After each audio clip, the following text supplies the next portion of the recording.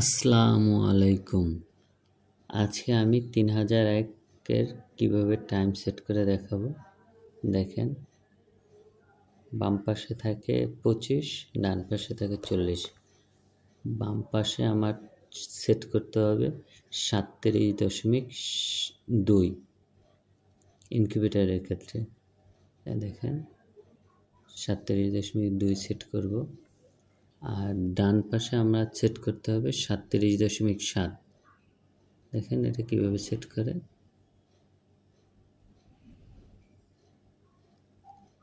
37.7 set করব। আর এখন আমরা ক্যালিব্রেশন করব। এই দেখেন ক্যালিব্রেশন কীভাবে করে, দুইটা বাটন একসাথে চেপে ধরতে হয়।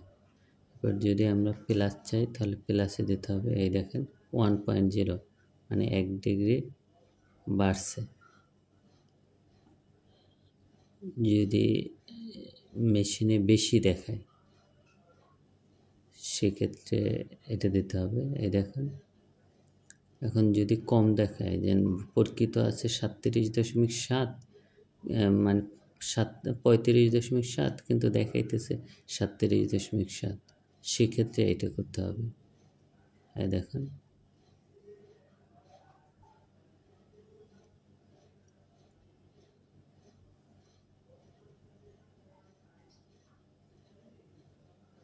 আমরা এখন একটা স্কেল দিয়ে দেখব যে না আসলে প্রকৃতপক্ষে এখন টেম্পারেচার কত আছে। টেম্পারেচার কি এখন 26.7 আছে নাকি কম আছে। দেখেন এটা আছে আসলে মূলত 29-এর মতো। তার মানে আমরা যা দেখাইছি এটা আসলে ভুল দেখাইতেছি। তো এটা এখন আমরা আবার ঠিক করে দেব।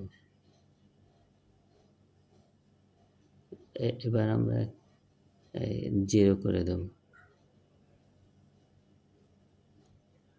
আমি জাস্ট ক্যালিব্রেশন কীভাবে করে ওইটা দেখাইছি।